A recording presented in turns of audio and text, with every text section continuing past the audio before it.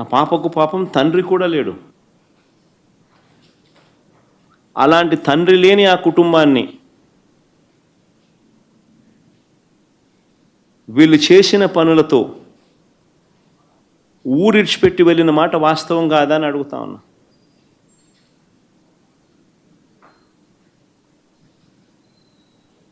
పోలీసులు ఏం చేశారని అడుగుతా ఉన్నా. నీ గవర్నమెంట్లో ఆ దళిత పాపకు తోడుగా చట్టం ప్రకారం చర్య తీసుకునే దమ్ముకు చంద్రబాబుకి ఎందుకు లేదని అడుగుతా ఉన్నా.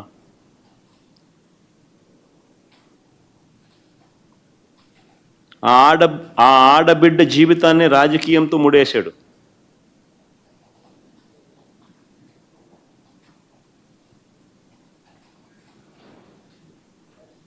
న్యాయం చేయాలని ఈ మనిషికి ఏ కోశాన సిన్సియారిటీ లేదు. మహిళలంటే గౌరవం ఉన్న వాళ్ళు చేసే పనేనా ఇదని అడుగుతా ఉన్నా. అదే అనంతపురం కంబైన్డ్ జిల్లా, అదే అనంతపురం జిల్లాలో ఇంకొక ఘటన. ఇంటర్మీడియట్ చదువుతా ఉన్న గిరిజన బాలిక సాకే తన్మయి, ఆ బిడ్డ కనపడడం లేదు అని తల్లిదండ్రులు జూన్ 3వ తారీఖున పోలీసులకు ఫిర్యాదు చేశారు. ఎవరు పట్టించుకోలా. 6 రోజుల తర్వాత ఆ పాప శవమై కనిపించింది.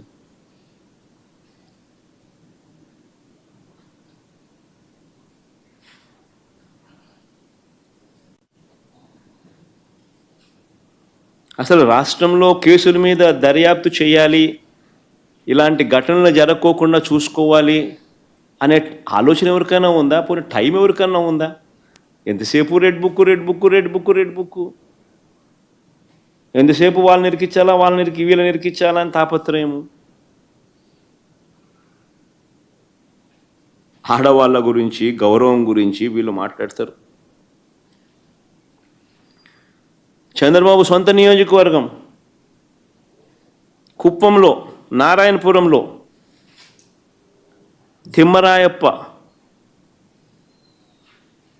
అనే ఒక పేదవాడు, ఒక పేద కూలి అప్పు చెల్లించలేదని ఆయన భార్య శిరీషను చెట్టుకు కట్టేసినారు తెలుగుదేశం పార్టీకి సంబంధించిన కార్యకర్తలు.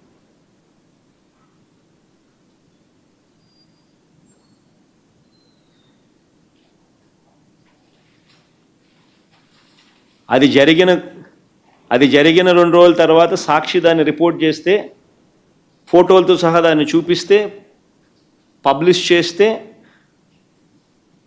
నెట్లో వైరల్ అయితే అప్పుడు చంద్రబాబు నాయుడు మేలుకొంటాడు. కుప్పం కదా, వైరల్ అవుతూ ఉంది, సోషల్ మీడియాలో కూడా ఫోటోలతో సహా బయటకు వస్తూ ఉంది అని అప్పుడు ఒక 5 లక్షలు డిక్లేర్ చేస్తాడు. ఈ మనిషి ఆడవాళ్ళ గౌరవం గురించి మాట్లాడతాడు. ఎన్నికలకు ముందు సూపర్ 6 అన్నాడు, ఎన్నికలకు ముందు సూపర్ 7 అన్నాడు. అధికారంలోకి వచ్చిన తర్వాత అదే ఆడవాళ్ళను వెన్నుపోటు పొడిచాడు. ఈ మనిషి ఆడవాళ్ళ గౌరవం గురించి మాట్లాడేది.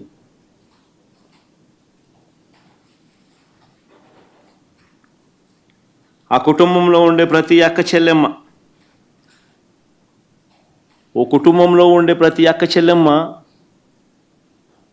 తన కాళ్ళ మీద తాను నిలబడగలిగే పరిస్థితి రావాలి.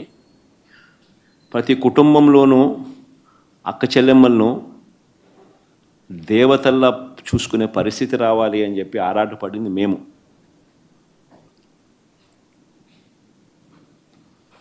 వారి ఆర్థిక పెరుగుదల కోసం, ఎదుగుదల కోసం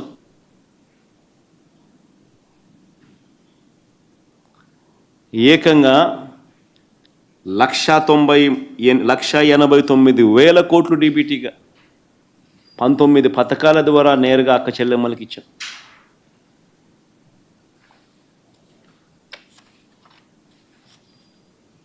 వారి కుటుంబాలకు మేలు చేస్తూ ఏకంగా 2,73,000 కోట్లు డీబీటీగా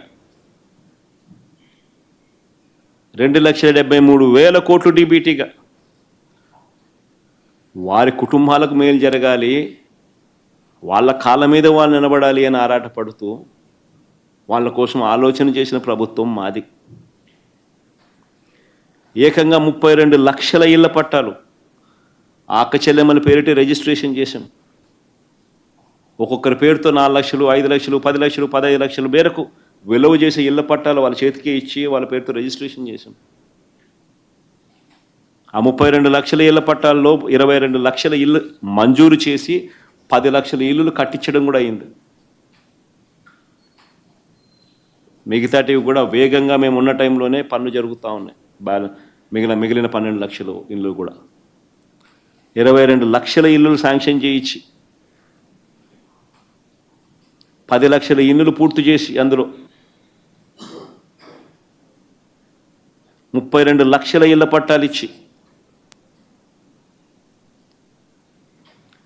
చట్టం చేసి మరీ అక్క చెల్లెమ్మలకు నామినేటెడ్ పదవుల్లోనూ నామినేటెడ్ పనుల్లోనూ 50% రిజర్వేషన్ ఇచ్చేట్టుగా ఏకంగా చట్టం చేసి మరీ అమలు చేసి ఇచ్చాం. ఇంతకుముందు లేదు. ఎప్పుడు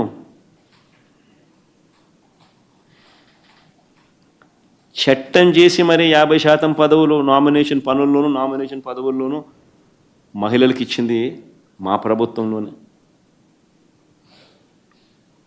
మరి ఎవరికి మహిళల మీద గౌరవం ఉంది అని చెప్పి అడుగుతా ఉన్నా. మంచి చేసిన మాక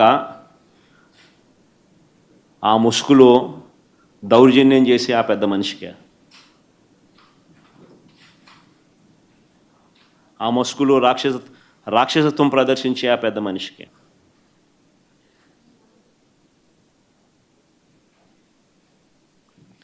మహిళలంటే చంద్రబాబు గారికి గౌరవం లేదు. సరిగదా ప్రజలకైనా మహిళలకైనా సొంత కూతుర్నిచ్చిన మామకైనా వెన్నుపోటు పొడవడంలో మాత్రం ఆయనే సాటి.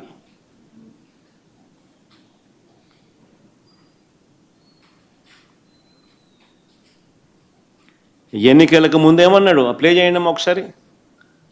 ఎన్నికలకు ముందేమన్నాడు? జగన్ చేస్తున్నవే కాకుండా జగన్ కన్నా ఇంకా ఎక్కువ చేస్తానన్నాడు. ప్లే చేయమా ఇప్పుడు మొదటి నుంచి. ఇస్తున్నా జగన్మోహన్ రెడ్డి పెట్టిన సంక్షేమ కార్యక్రమాలు ఆగిపోవు, ఇంకా మెరుగైన సంక్షేమ కార్యక్రమాలు ఇచ్చి మిమ్మల్ని ముందుకు తీసుకుపోతామని హామీ ఇస్తున్నా. మళ్ళా ఒకసారి ప్లే చేయమా బాగా ఇంపు. ఈరోజు నేను ఒకటి హామీ ఇస్తున్నా, జగన్మోహన్ రెడ్డి పెట్టిన సంక్షేమ కార్యక్రమాలు ఆగిపోవు, ఇంకా మెరుగైన సంక్షేమ కార్యక్రమాలు ఇచ్చి మిమ్మల్ని ముందుకు తీసుకుపోతామని హామీ ఇస్తున్నా. ఇప్పుడు అడుగుతా ఉన్నా, సూపర్ 6, సూపర్ 7 పేరిట తాను చేసిన వాగ్దానాలు, సూపర్ 6, సూపర్ 7 పేరిట తాను చేసిన వాగ్దానాలు రిబ్బన్ కట్ చేయకుండానే మొత్తం చేసేశానని ఇప్పుడు చెప్తా ఉన్నాడు. రిబ్బన్ కూడా కటింగ్ చేయలే, మొత్తం చేసేశానని చెప్పి ఇప్పుడు చెప్తా ఉన్నాడు. మంతర్ అంటూ సూపర్ 6లు చేసేశాను, సూపర్ 7లు చేసేశాను, 143 హామీలు నెరవేర్చేశానంటూ ఊదరగొడతా ఉన్నాడు.